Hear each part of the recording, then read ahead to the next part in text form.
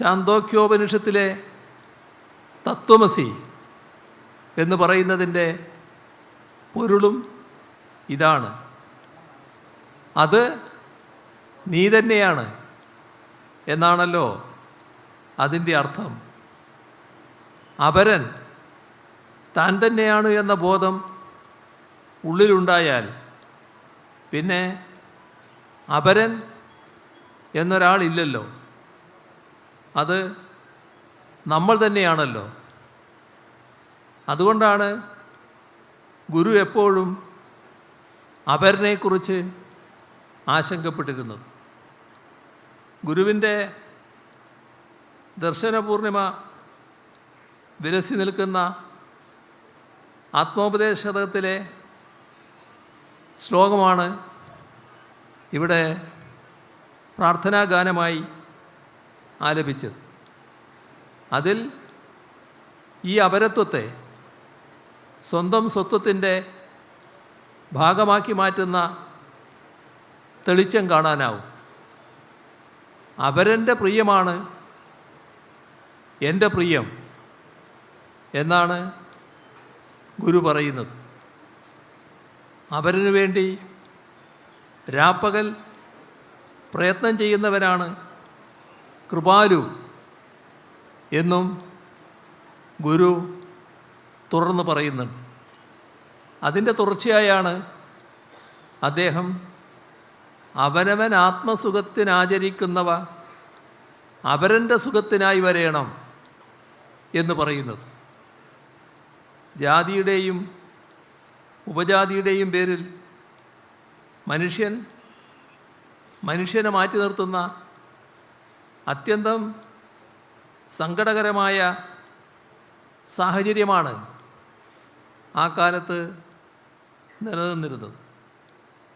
അത്തരമൊരു സാഹചര്യം നിലനിൽക്കുമ്പോഴാണ് ഗുരു പറയുന്നത്, മനുഷ്യാണാം മനുഷ്യത്വം ജാതി. മനുഷ്യർക്ക് മനുഷ്യത്വമാണ് ജാതി എന്ന് ഗുരു പ്രഖ്യാപിച്ചു. ഒരു ജാതി, ഒരു മതം, ഒരു ദൈവം മനുഷ്യന്. മതമേതായാലും മനുഷ്യൻ നന്നായാൽ മതി. ഇതെല്ലാം കുറേ കൂടി ലളിതമായ വാക്കുകളിൽ അദ്ദേഹം പറഞ്ഞതിൻ്റെ പൊരുളും ഇത് തന്നെയാണ്. മനുഷ്യസ്നേഹത്തെക്കുറിച്ചുള്ള ഗുരുവിൻ്റെ ഈ മഹാവാക്യങ്ങളിൽ നിന്ന് ഊർജം ഉൾക്കൊണ്ടാണ് കുമാരനാശാൻ സ്നേഹത്തിൽ നിന്ന് ഉദിക്കുന്നു ലോകം, സ്നേഹത്താൽ വൃദ്ധി തേടുന്നു എന്നെല്ലാം പാടിയത്. ഇങ്ങനെ മാനവസ്നേഹത്തിൻ്റെയും അപരൻ താൻ തന്നെ എന്ന കാഴ്ചപ്പാടിൻ്റെയും മഹാമന്ത്രങ്ങൾ നമുക്ക് നൽകിയ ഗുരുവിനെ കേവലം ഒരു മതസന്യാസിയാക്കി മാറ്റാനുള്ള ശ്രമങ്ങൾ നടന്നു വരുന്നു എന്നത് ഏറെ ജാഗ്രതയോടെ കാണേണ്ട കാര്യമാണ്. എന്തായിരുന്നു ഗുരുവിൻ്റെ മതം?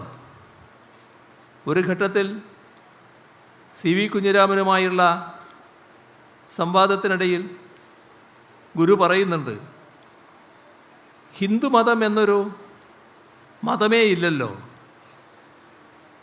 ഇത് ഗുരു CV കുഞ്ഞിരാമനോട് പറഞ്ഞ കാര്യമാണ്.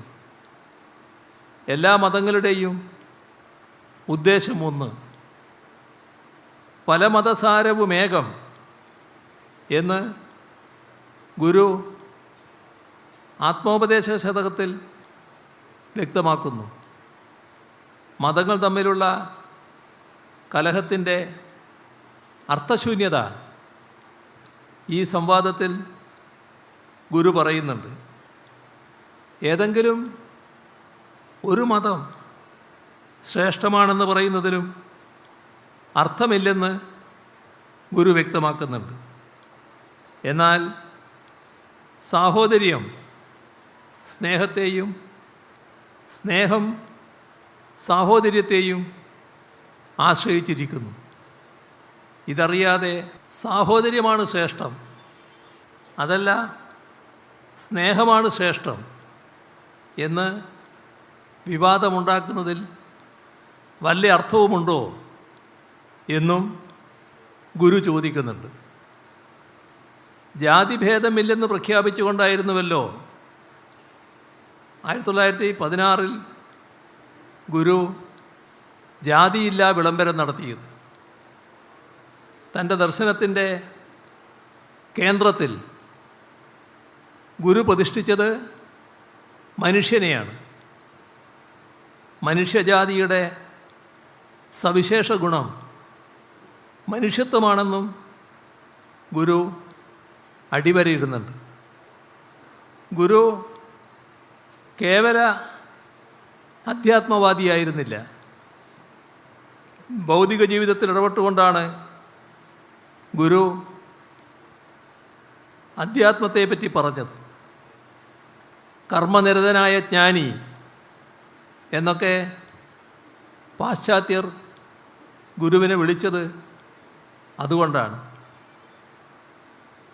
ദേവദശകത്തിൽ അന്നവസ്ത്രാദി മുട്ടാതെ തന്നു രക്ഷിച്ചു ഞങ്ങളെ ധന്യരാക്കുന്ന നീയൊന്നു തന്നെ ഞങ്ങൾക്ക് തമ്പുരാൻ എന്ന് ഗുരു പറഞ്ഞത് നോക്കിയാൽ ഇക്കാര്യം ബോധ്യപ്പെടും.